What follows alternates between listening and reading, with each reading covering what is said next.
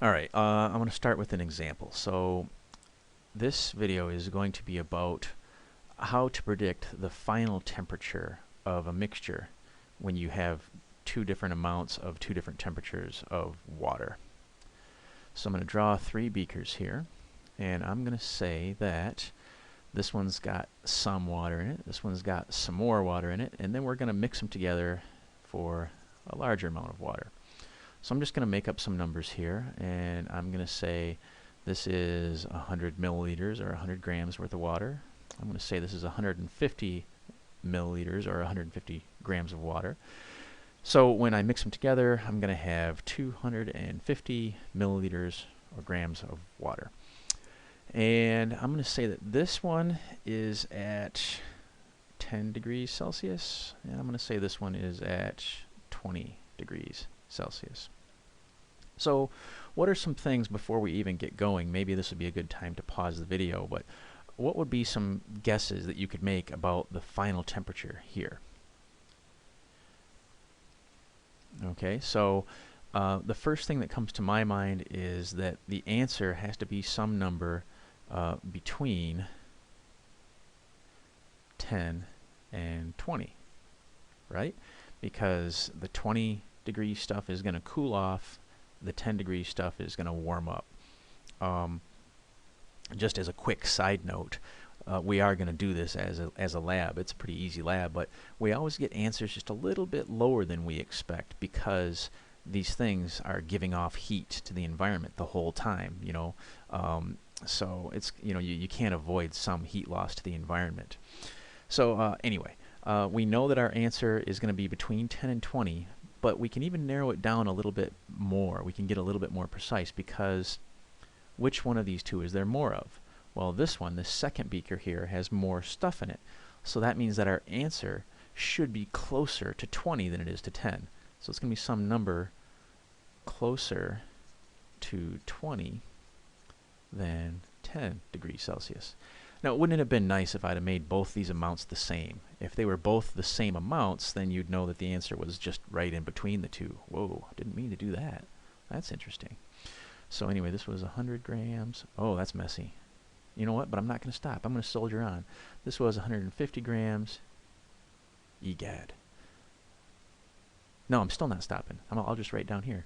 It was 100 grams at... oh crap, I can't even remember. Was this the hot stuff or was this the cold stuff? I think this was the cold stuff. This was at 10, yeah. And then this was 150 grams at 20 degrees. Okay, so the way that we need to think about this is like as follows. This stuff, the warmer stuff, is going to lose heat when they mix. The cooler stuff is going to gain heat when they mix. Is there a relationship between these two numbers, the amounts of heat? Yeah, it's equal.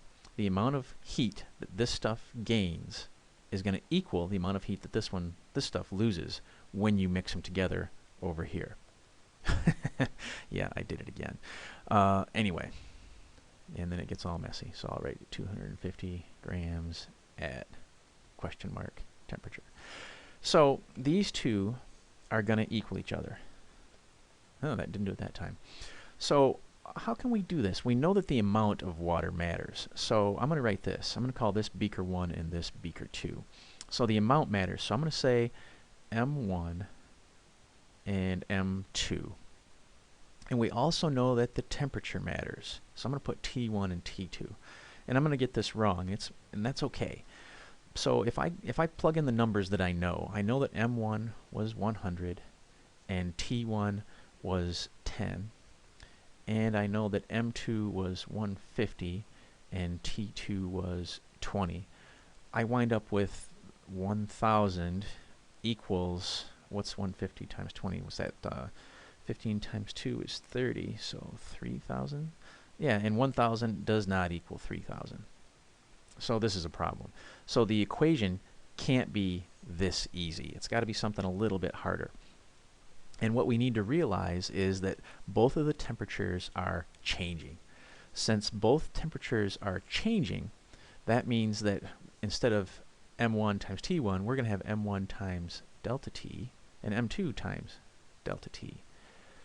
And if you remember, delta T, that's just shorthand for change of temperature. That's final temperature minus original temperature.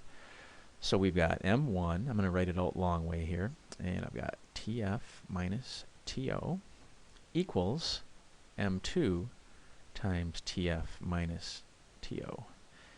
And I know these numbers. I know a lot of these numbers anyway, so let's write in what I know. I know that M1 is 100, so I've got 100. And the final temperature, that's what I'm trying to figure out, so I don't know that. But I do know the original temperature of this stuff. This stuff was 10 degrees. And that is going to equal M2, which was 150. And I don't know the final temperature, but I do know the original temperature of this stuff. It was 20. So let's, what's it called? Foiling. Let's do all this math here. So we've got, let me switch colors. How about we go to orange? That's nice. So we got 100 TF minus 1000 equals 150 TF minus 3000. Okay. So now I've got to pick what do I want to get on what side. I'm going to try and get, you know, the numbers on one side and the TF terms on the other side. So I guess what I'll do first is I'll subtract 100 TF from this side, and then also from this side. And what's that going to get me? 150 minus 100, that's going to be 50 TF. And then I'm going to add 3000 to this side, and that's going to get rid of it. But I also have to do that to this side. So minus 1000 plus 3000, so that's 2000. And the only thing I've got left to do is get rid of that multiplied 50. So I'll divide by 50. Cancel out a 0 here. 200 divided by 5 is 40. So TF, where is my cursor? Okay, so TF is 40 degrees. Well, hold on. That's not right. Why is that not right? It's not right because you can't mix something together that's 20 and something together that's 10 and it heats up to 40. Something's wrong here. So what do you suppose we did wrong? What we ignored, or I guess forgot, was this. This guy is going to lose heat. Okay? So if you're going to lose heat, can you guess what we forgot, or what I forgot to do? I forgot to say this side is negative, because gaining heat would be positive, losing heat would be negative. Does that make sense? So now I'm going to make myself some room here, and I'm going to redo this. Let me come back to you in a second. Let me make myself some space. Okay, so I'm back. So what I forgot to do was I forgot to say that this side was negative. So that means these two signs are going to be different. This I'm going to put a minus, and this I'm going to put a plus. Okay, so now let's solve this again, and let's see if we get an answer that makes sense to us. So let's see here. What do I want to do first? I guess I'll do what I did last time. I'll get the TFs over on the, well, I want to get rid of that negative. I'm not a negative kind of liker guy.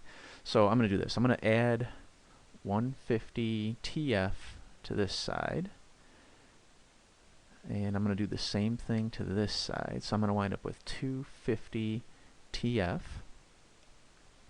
And then I'm going to, if I got the TFs on the left side, I'm going to put my numbers on the right side. So I'm going to add 1000 to this side. So now I've got 4000. And so the last step then is to just divide both sides by 250. And 4000 divided by 250.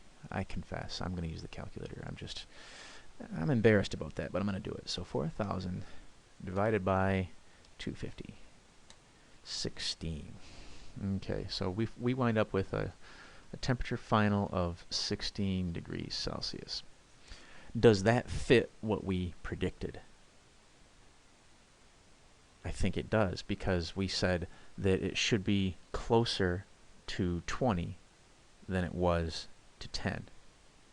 Okay, so this is how you figure out the final temperatures, when you mix two different amounts of the same substance.